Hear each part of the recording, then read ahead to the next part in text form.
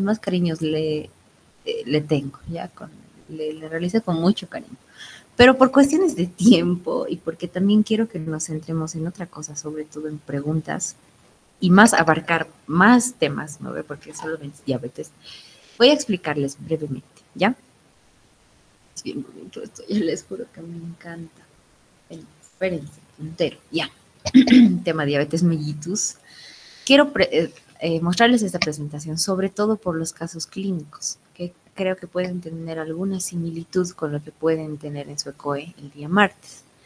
Les voy a dar mis tips para que analicen sus casos clínicos. No mueran en el intento, ya no se pongan nerviosos, no se confundan por tanta letra que van a ver, porque ya van a ver pues, cómo les ponen la letra, ¿ya? Ahí está el contenido de acuerdo a la clase teórica de las doctoras, pero este es el temario en sí que vamos a seguir, ¿ya? Introducción. ¿Qué es la diabetes mellitus, ya? Es un déficit parcial. Ahorita vamos a ver un concepto bien teórico, bien definido, pero en palabras sencillas, déficit parcial o total de insulina que provoca que aumente la glucosa en sangre, o sea, la glucemia en sangre, valga la redundancia. Yo les he colocado acá para que se entienda el término, ¿ya? Está redundando, sí. Glucemia ya nos dice azúcar en sangre, ¿no ves? Glucosa en sangre.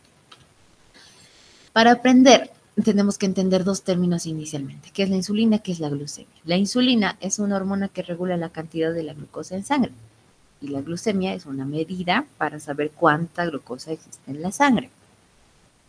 Hasta ahí todo bien, ¿no ven?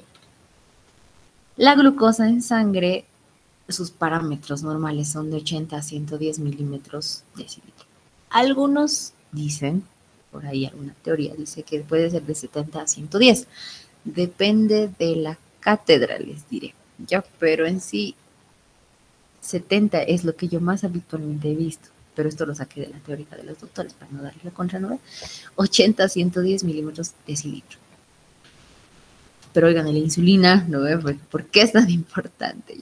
He colocado acá una llave para que se entienda sobre todo que la insulina funciona como una llave para que la glucosa pueda ingresar en la sangre. Algo así. Para que el cuerpo como tal funcione, debe de recibir nutrición, ¿no ves? O sea, alimentación, ya. Pero no termina ahí. Existe todo un proceso en el cual el material, la materia prima que se le ha dado al cuerpo se tiene que metabolizar para funcionar a manera de energía, en simples palabras. Pero esto se hace posible gracias a la insulina. Lo que tiene que ocurrir es que esta llave, la insulina, tiene que ayudar a que la glucosa pueda ingresar en la célula, darle la energía que necesita para que la célula funcione de forma normal. Hasta ahí perfecto, ese es el proceso normal. Pero ahora veremos la definición de la diabetes. La diabetes es una enfermedad metabólica, crónica y multisistémica porque afecta a varios sistemas, ¿sí? Caracterizada, y ahorita lo vamos a ver cómo, por la hiperglucemia sostenida. Ojo que sostenida, que siempre el paciente va a tener mayor cantidad de glucosa en sangre. ¿Pero por qué? Porque la glucosa no está ingresando a la célula, no debería de estar en la sangre, tiene que estar en la célula. O sea, inicialmente sí, en la sangre, pero gracias a la insulina tiene que ingresar a la célula, pero no ingresa. Entonces tenemos un estado de hiperglucemia sostenido, resultante, aquí está, de un defecto en la secreción de la insulina o bien en su acción, ¿ya?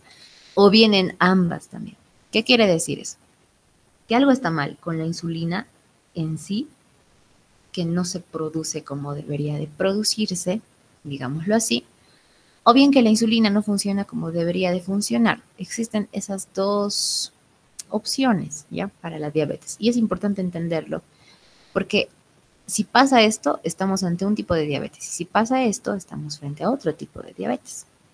Este es un concepto sacado del libro de Gente Álvarez. Saben que me gusta mucho ese libro. Vamos a ver la etiología. ¿Qué significa la etiología? De que cómo surge esta enfermedad. Es multifactorial.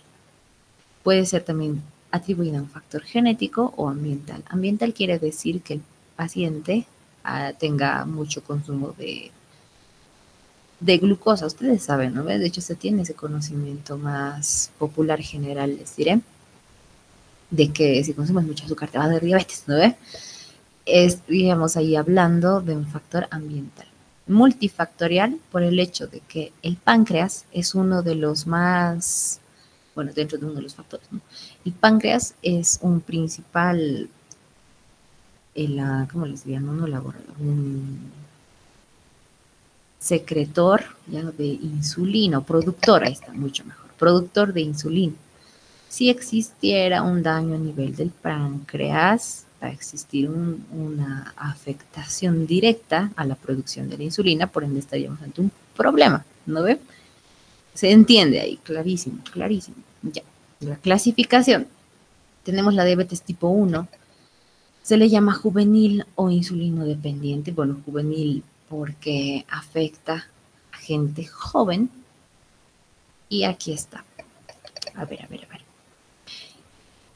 Tiene una complicación. Dentro de las complicaciones que pueden ocurrir en la diabetes, esta no se ve en el tipo 2, coma cetoacidótico. Esto es importante que lo sepan. Ojo, suele entrar en preguntas. No sé por qué siempre, pero con esto ya de que coma cetoacidosis siempre. En el coma cetoacidosis, ahí haciendo correlación a una cosa que les dije hace un momento, a la respiración. ¿Se recuerdan? ¿Se recuerdan cuál era? A ver, alguien que participe por ahí. De Kussmaul. Exacto, gracias, John. La respiración de Kussmaul que se encuentra en el coma cetoacidótico, les había dicho. Suelen preguntar. Esa es la correlación que hay que hacer ya. Una vez que uno estudia, tiene que relacionar una cosa con la otra. Muy bien. Existe aquí en una teoría más compleja, ya un antígeno de histocompatibilidad que afecta a las células beta.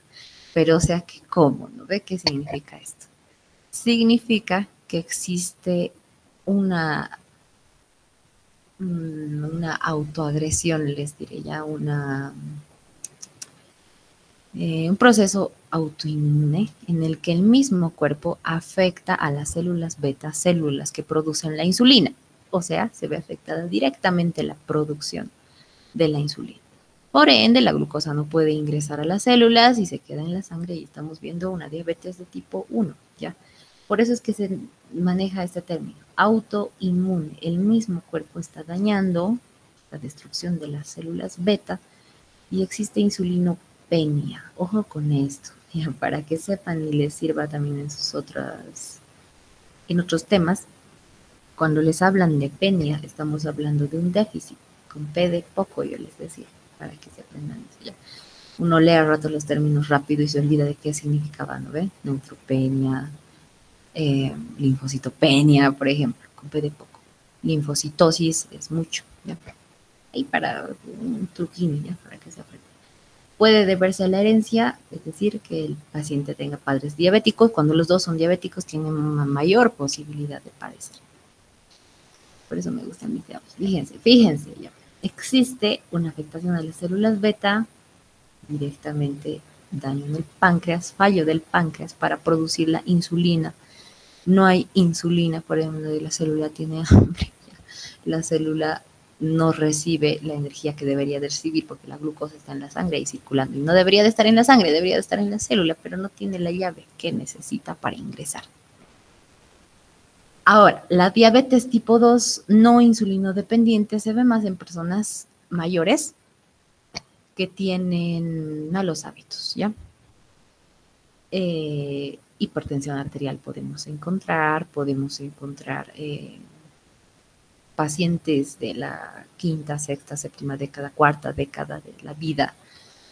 Esto para sus casos clínicos, ¿ya? Correlación en edad del paciente, género, hábitos, para eso es todo lo que sabemos. Diabetes tipo 2, aquí está. Se produce más en adultos mayores con predisposición, pero ¿qué predisposición? Esto, ¿no? Una vida en la que no existe actividad física, por ejemplo, consumo excesivo de carbohidratos, obesidad, todos estos malos hábitos que pueden llevar a que el paciente padezca de la diabetes tipo 2. Aquí está, obesidad o herencia familiar. Existe una alteración a nivel del receptor insulínico en el tejido graso. Alteración en la secreción de la insulina también. ¿Qué significa esto? Antes habíamos visto que el mismo cuerpo destruía la insulina. Acá sí existe insulina, pero, los que deberían recibir la insulina, los que deberían de eh, hacer posible ya que su función están mal. O bien se altera la insulina que se ha secretado. En la anterior directamente no se secretaba, en esta se secreta, pero esta insulina está defectuosa. Eso es lo que ocurre en la diabetes tipo 2, de mala calidad. ¿Ya? Aquí está la imagen para que se lo aprendan. Las células no responden a la insulina adecuadamente. Como si la llave fuera para otra puerta, les diré ya. Como que la llave está defectuosa, por ende no va a abrir a las puertas de la célula, la glucosa no puede ingresar. Sí está la insulina, ¿de qué está? Pero no es la adecuada, ¿ya? Y lo mismo, ya la célula se queda con hambre, no puede cumplir sus funciones. Fisiopatología. Las 4P de la diabetes, esto siempre ingresa en todos sus exámenes de cirugía, también he visto esto. Y bueno, ya, importante entenderlo. Existe hiperglucemia, mucha glucosa en la sangre, por ende el cuerpo comprende que tiene que eliminar esto a través de la orina. Poliuria, ahí se presenta la poliuria, para tratar de eliminar la glucosa. Como está orinando demasiado el paciente, por lógica, presenta sed. Polidipsia, en consecuencia a la poliuria que ha tenido inicialmente. Pérdida de peso por la glucosuria, porque está eliminando la glucosa a través de la orina. Y polifagia por la falta de carbohidratos. El cuerpo entiende que no está recibiendo el alimento, o sea, sí está recibiendo, como les había dicho, ¿verdad? Pero no se está metabolizando como tal, no está ingresando a la célula. Entonces la célula, como les he mostrado en imágenes anteriores, tiene hambre, ¿ya? Polifagia, por ende. Ahí está un cuadrillo simple, manifestaciones clínicas. Este cuadro es importante: glucosuria, deshidratación. El paciente puede tener prurito generalizado, ahí están las 4P sobre todo. Astenia, infecciones cutáneas, disminución de la visión, porque se afectan los vasos, eh, complicaciones macro, ¿cómo se llama? ¿Cómo ven esto? Macrovasculares, microvasculares, si no me equivoco, de los grandes vasos y de los pequeños, ya se afectan los pequeños. Polidipsia, pérdida de peso involuntaria, infecciones de la piel, que es casi lo mismo que esto, no sé por qué he redundado ahí, y dificultad en la cicatrización.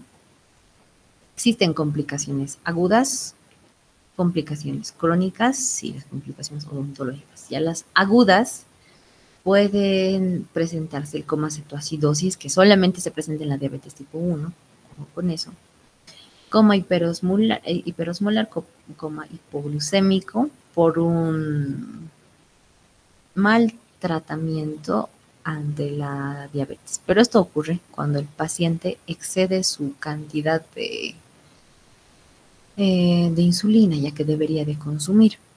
Por eso es importante, cuando yo les molestaba, ¿no?, con sus historias clínicas, de que 10 unidades internacionales de insulina, ¿no?, lo que recibe el paciente, no mililitros, les decía, ¿se acuerdan? Porque mililitros es mucho más.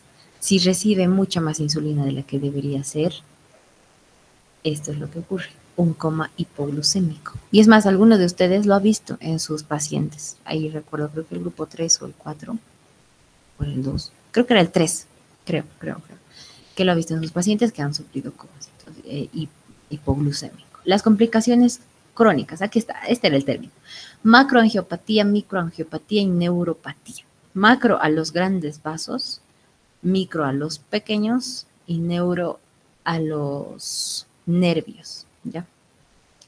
Cuando hablamos de una macroangiopatía, ¿dónde estaba esto?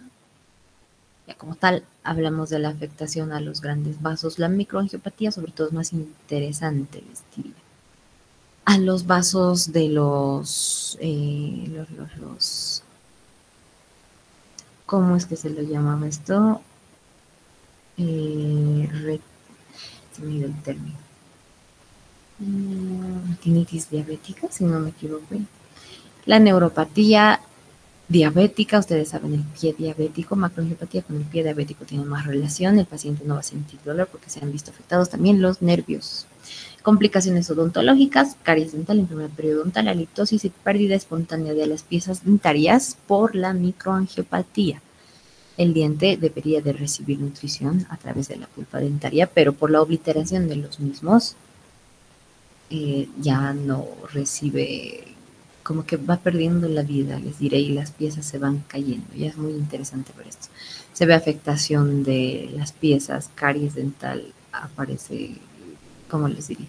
Sistémicamente el paciente está comprometido y su defensa también.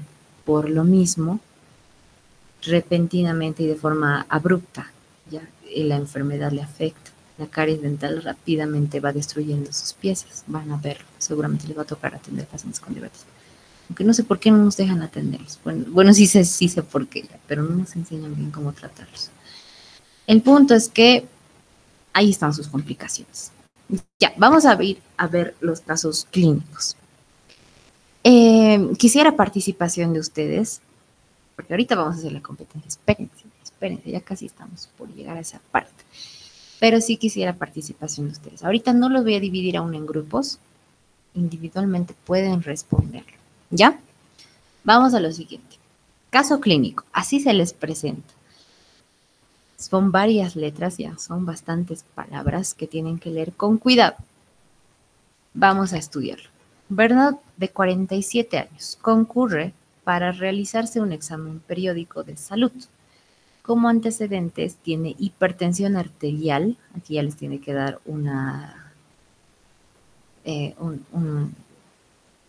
guía, no sé si se recuerdan una imagen que les he mostrado, les he dicho, ¿no ve? Puede presentar hipertensión arterial en el paciente, con hipertrigliceridemia. Cuando están viendo su caso clínico, no se desesperen, y ahorita voy a leer todo, pero quiero ir paso por paso para darles los tips.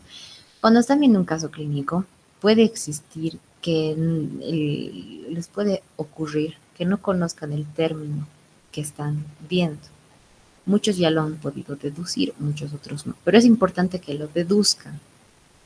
Hiper, mucho, triglicéridos, grasas, ¿ya? Muchas grasas. Un paciente que por lo que veo tiene obesidad y probablemente en su examen físico eso vayamos a comprobarlo. Su medicación habitual comprende hidroclorotiazida y fenofibrato, medicamentos para estas afecciones que tiene. Pero si ustedes no saben bien el medicamento que se les está presentando, no saben para qué es, el tip que yo les daría es que continúen leyendo el caso clínico, ¿ya? En el examen físico se constata una tensión o presión arterial de 130-80 milímetros de mercurio. Recuerdan que les había dicho, tienen que saber los signos vitales y sus parámetros normales para saber cuándo estamos ante una irregularidad. Les había dicho que lo normal es de 120-80. 130-80 solamente comprueba que sí el paciente es hipertenso. Un peso de 90 kilogramos, esto no sabemos si es mucho o poco aún, porque no hemos visto la talla. Entonces vamos a ver la talla. Talla 1,60, 68 metros. Por lo general, por ahí una medida que yo he aprendido, pero es una medida no estandarizada, es más, puede que no sea tan académica como tal, ¿ya?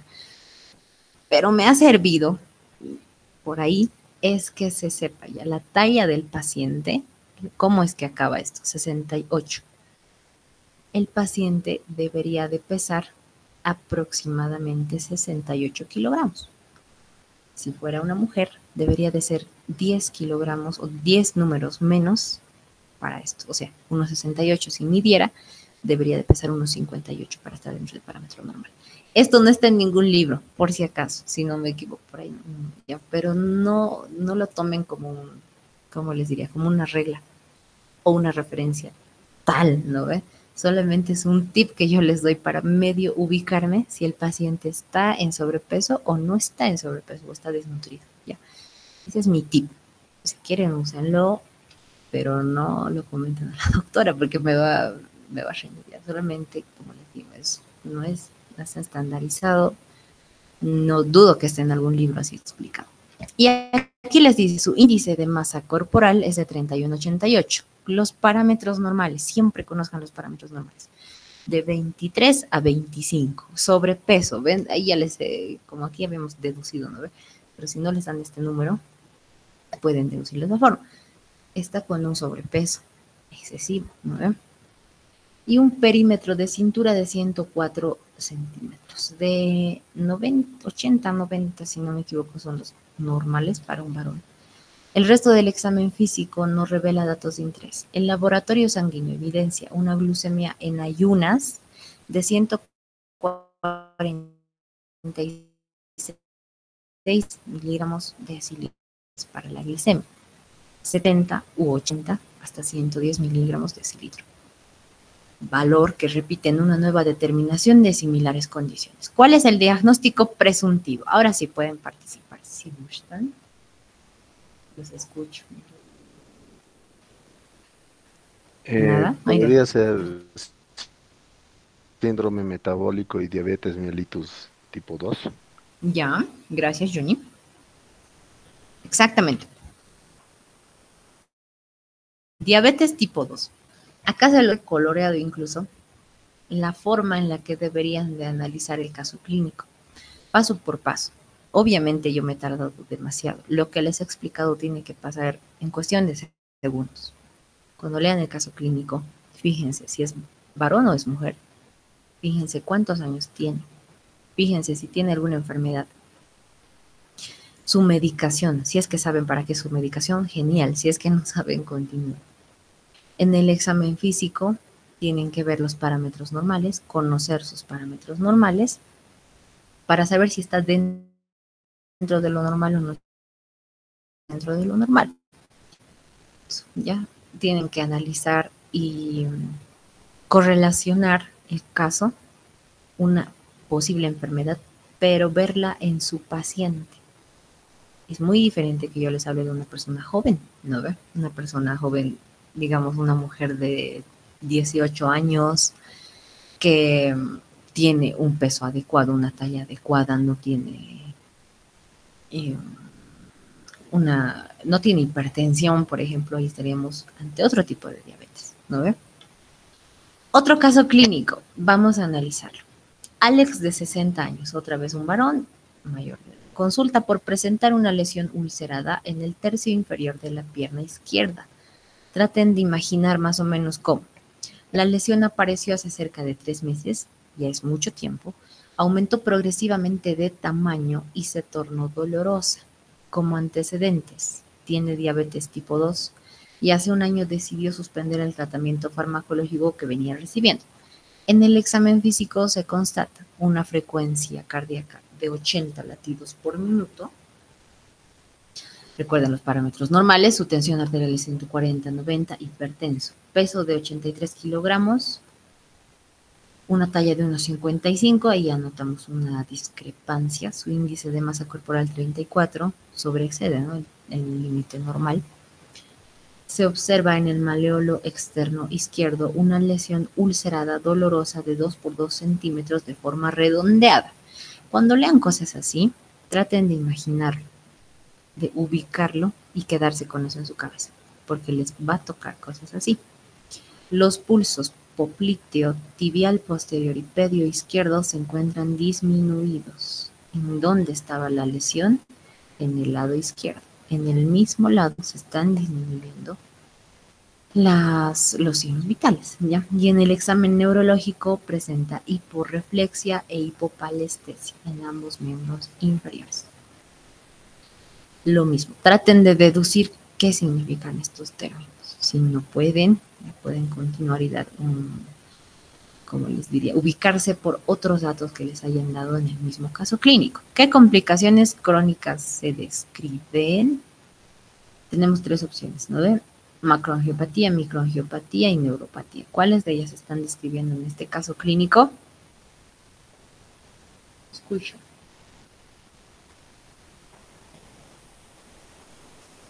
Nada. Macroangiopatía. Muy bien, Adri. Gracias. Es decir, los tres. Ya. Macroangiopatía, neuropatía y microangiopatía. Importante analizar el tiempo de la lesión. ¿Hace cuánto ha decidido suspender su tratamiento? Los pulsos están disminuidos y los términos, ¿ya? Sobre todo eso. Ahí está. Ahora sí vamos a la parte más. Estas preguntas las he sacado de no es un banco de preguntas que en sí puedan, digamos, aprenderse o memorizarse. Simplemente quiero que traten de evaluarse a sí mismos, o sea, van a miosis en la pupila si esta persiste. Una vez más se lo digo. Me pueden cortar en cualquier momento o pueden responder. ¿Qué identifica una respuesta negativa a la exposición de luz en la pupila si persiste? Si no hay respuesta de la pupila, si no hay miosis en el paciente y le están dando exposición de luz, están aplicándole el reflejo fotomotor, pero no hay respuesta. ¿Qué significa eso? Simplemente pregunto. Respuestas. Vamos, espero su participación.